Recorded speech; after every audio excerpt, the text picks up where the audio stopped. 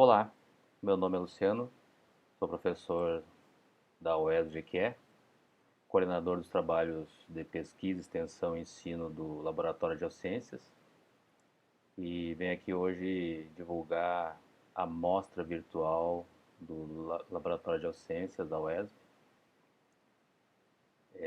uma mostra que procura divulgar cientificamente os trabalhos que a gente tem desenvolvido no laboratório.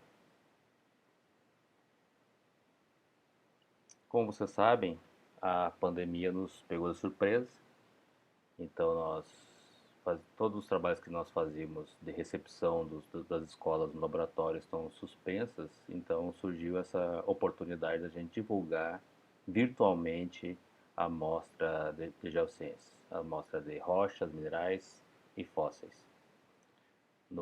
Antes da pandemia, nós recebíamos cerca de 400 alunos por semestre no laboratório, onde explicávamos tudo sobre a geociência, tirávamos dúvidas, não só alunos do ensino fundamental e médio, mas também os alunos da própria UESB.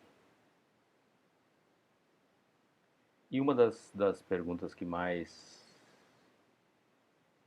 nos faziam era sobre o planeta Terra.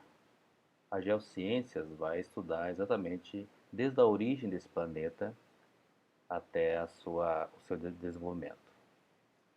O planeta Terra é geologicamente ativo, então ele é um planeta, como a gente fala, é um planeta vivo. E a geociência vai se dedicar a estudar esse planeta vivo, todos os seus processos geológicos que envolveram desde o seu surgimento e desenvolvimento até o desenvolvimento da própria vida nesse planeta. O planeta Terra é muito especial porque ele está localizado numa região do nosso sistema solar que possibilita então, ou possibilitou o surgimento da vida. Essa foto aqui tirada da sonda Voyager em 1990 mostra apenas um pontinho que foi chamado então pelos cientistas de o pálido ponto azul. A Voyager, quando estava saindo do nosso sistema solar em 1990, fotografou o nosso planeta, demonstrando o seu tamanho em relação ao universo, mas também a importância dele pela sua diversidade da vida. A Voyager em 2012 já estava a 19 bilhões 755 milhões de quilômetros viajando fora do nosso sistema solar a 61.375 km por hora. Então foi uma sonda enviada ao espaço, e foi a primeira sonda enviada ao espaço fora do sistema solar. Uma outra sonda que fotografou o planeta Terra foi a sonda Cassini, quando ela estava a 1,5 bilhão de quilômetros da Terra, já na órbita de Saturno. E aqui ela, nessa seta, demonstra então a Terra vista a partir de Saturno. Então a Terra é um planeta muito especial que está numa localização privilegiada do nosso sistema solar. Não está nem tão perto do Sol como Mercúrio e Vênus, e não está nem tão longe do Sol como os planetas gasosos. Uma outra característica importante do planeta Terra é o seu tamanho. Não é nem tão grande quanto os planetas gasosos, que tem uma atmosfera muito complexa, e também não é tão pequeno ou próximo do Sol como outros planetas. Então, o planeta Terra tem um tamanho que preserva uma atmosfera que, inclusive, mantém água líquida. Nessa imagem, a gente vê a comparação entre o tamanho do planeta Terra em relação aos seus vizinhos, principalmente Vênus, que é um planeta praticamente irmão da Terra, que tem praticamente o mesmo tamanho, e Marte, que é um pouco menor do que a Terra.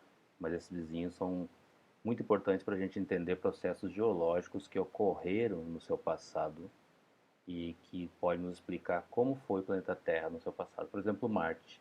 Marte é o planeta vermelho. Hoje não tem água líquida em sua superfície, mas já teve água líquida. E hoje tem água congelada nos polos e em subsuperfície. O seu solo é rico em água congelada. Mas Marte tem estruturas geológicas que vão nos possibilitar entender a evolução dos planetas, inclusive do planeta Terra. Marte é muito bem estudado geologicamente, então nós temos aqui um mapa geológico de Marte por várias sondas que fotografaram a superfície de Marte. E hoje ainda nós temos lá robôs exploratórios como Opportunity e Curiosity que ainda realizam estudos das rochas, procurando inclusive indícios de vida no planeta vermelho. E sim, Marte já teve água líquida. Aqui nós temos uma imagem numa bacia ou de uma região deprimida onde nós tínhamos água líquida no passado. Hoje só temos rochas e essas rochas nos indicam estruturas sedimentares que comprovam que nós já tivemos água líquida em abundância na superfície de Marte. Essa outra imagem também comprova nessa cratera ou nessa região rebaixada que provavelmente tenha constituído um mar marciano no passado.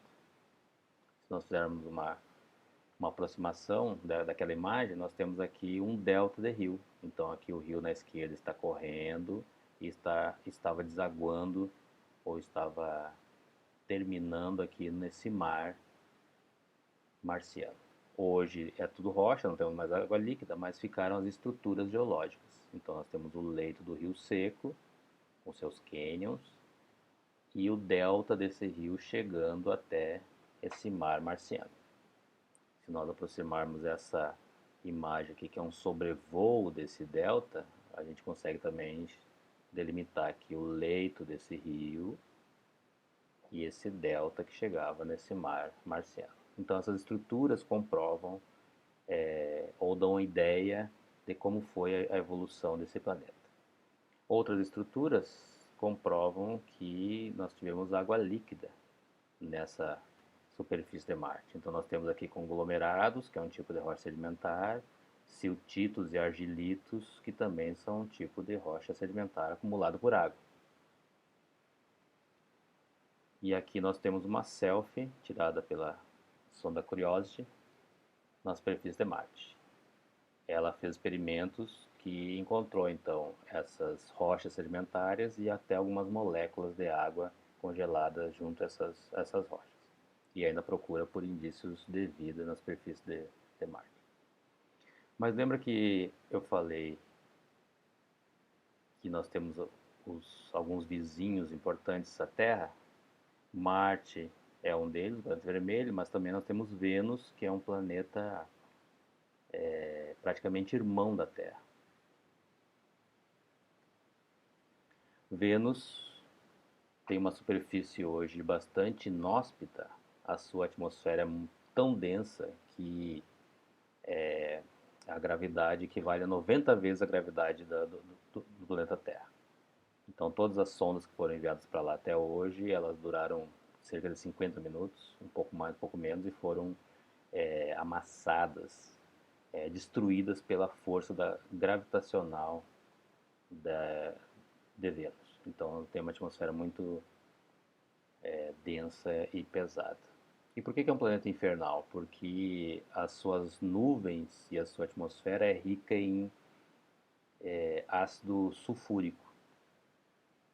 E esse ácido sulfúrico ele cria nuvens que chovem ácido na superfície. Só que essa chuva não chega, esse ácido não chega a tocar o solo porque a temperatura de Vênus é muito alta, beira aí os 400 graus Celsius.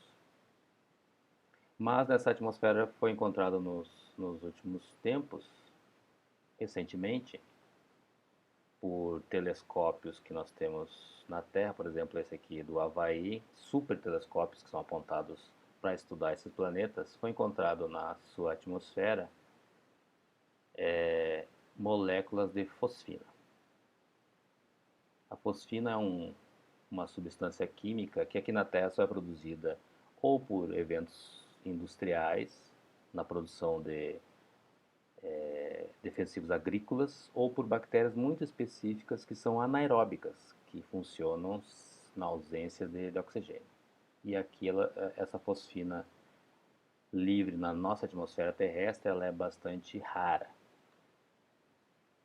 Só que lá na atmosfera de Vênus ela foi encontrada, o que dá um indício, então, como não temos indústrias lá que produzem defensivos agrícolas, provavelmente ela tenha sido produzida por micro-organismos anaeróbicos.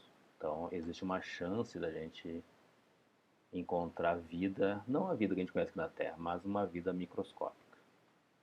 Agora, Vênus tem uma particularidade que, como ela é o planeta irmão da Terra, ela teve uma evolução muito parecida com a Terra. Só que há 3 bilhões de anos atrás, o Sol teve um aumento da sua intensidade ou da sua atividade e acabou, fez com que a água que estava líquida na superfície de Vênus foi evaporada para a atmosfera. E imagine um planeta com água na superfície, tendo essa água evaporada. Essa água então formou um efeito estufa violento na superfície de Vênus. Então é o planeta mais quente do sistema solar e que já teve água líquida como a Terra.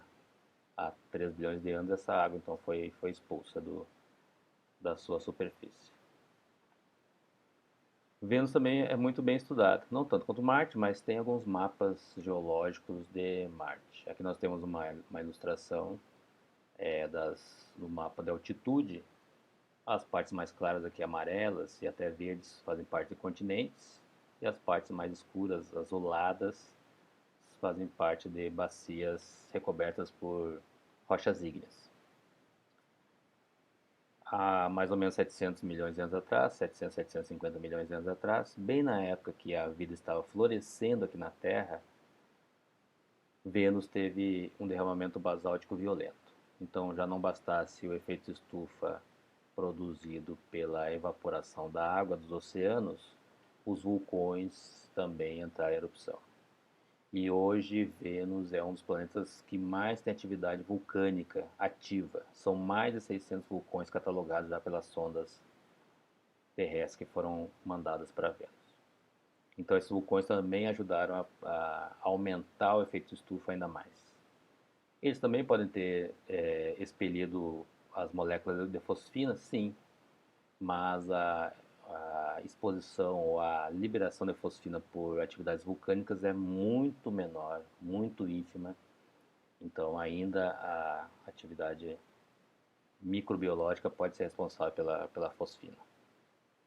E essa atividade vulcânica, esse derrame de rocha ígnea vulcânica, lava vulcânica, fez com que todas as estruturas sedimentares superficiais do planeta Vênus fossem recobertas. Praticamente todas, então, foram recobertas. O que dá uma aparência mais ou menos assim da superfície de Vênus. Uma foto tirada pela sonda Venera, na década de 80, uma sonda russa. Várias sondas Veneras foram enviadas para Vênus, em até uma época de colaboração entre Estados Unidos e União Soviética. E ela tirou essa fotografia que demonstra a superfície recoberta por rochas ígneas e alguns sedimentos, né? E uma superfície totalmente desolada. Como eu falei, essas sondas duravam cerca de 50 minutos até serem destruídas pela fortíssima gravidade, atmosfera pesada, chuva ácida e calores capazes de derreter o chumbo na superfície de Vênus. Mas não só esses planetas vizinhos à Terra são importantes para entender a evolução desses planetas e a evolução dos sistemas geológicos que a gente encontra no nosso sistema planetário. Tem algumas luas de outros planetas gasosos que também têm algumas características importantes. Por exemplo, a lua Encélado de Saturno é totalmente recoberta por gelo. Mas, como essas luas têm um núcleo rochoso, provavelmente esse núcleo é aquecido e entre essa calota de gelo superficial e o núcleo rochoso, talvez nós tenhamos então água líquida. Uma outra lua também que é importante se observar é a lua Europa de Júpiter. Novamente, o núcleo é rochoso, provavelmente tem um núcleo aquecido como o da Terra, e entre essa calota superficial e o núcleo rochoso nós temos água líquida.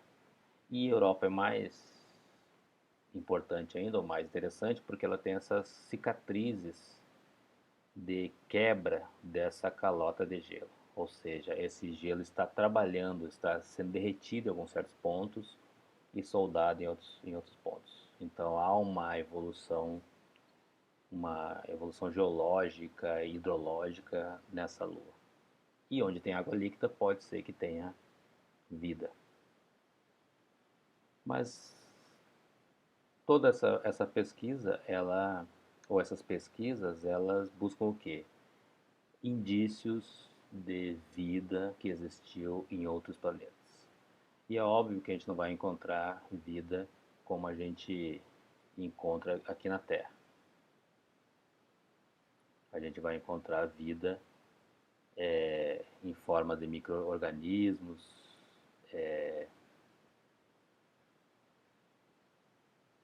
vida em formas ainda bastante rudimentares, celulares, né? Mas se a gente não encontrar vida existente, a gente pode encontrar indícios de fósseis. Então, é importante estudar as rochas desses outros planetas para a gente tentar identificar algum indício de vida passada que ocorreram nesses planetas. Novamente, não serão vidas como a gente encontra, vidas passadas como a gente encontra aqui na Terra, como os fósseis que a gente encontra aqui na Terra, mas podem ser vidas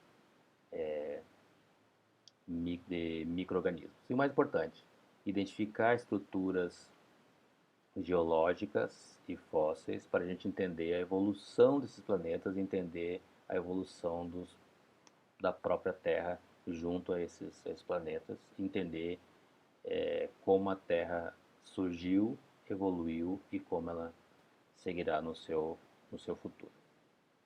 E todas essas questões que estão ligadas às geociências, rochas, minerais e fósseis, a gente tenta desvendar nesse projeto de mostra virtual de geociências. E para isso a gente criou um site. Esse site tenta reunir essas informações para serem divulgadas para as escolas e para a comunidade acadêmica da própria UESB. Nós montamos esse site para conversar um pouco sobre quem são os minerais, quem são as rochas, quem são os fósseis. Tem aqui alguns vídeos que estão hospedados no YouTube que são vídeos acessíveis.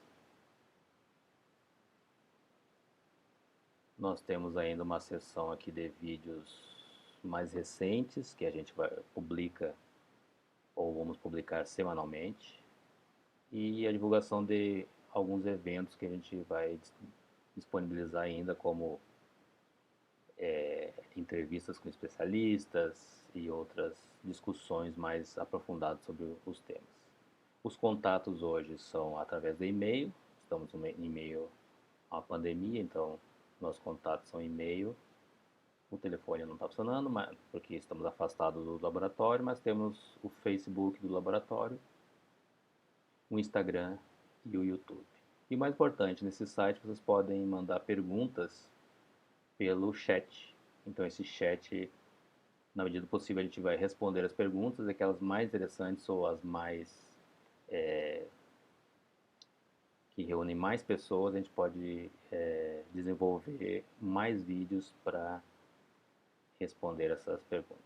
Então, é de suma importância que vocês colaborem enviando as suas dúvidas, as suas perguntas pelo site, através do chat, pelo Facebook e pelo Instagram do laboratório, ok? Era isso que eu tinha para falar para vocês e espero nos vermos em breve.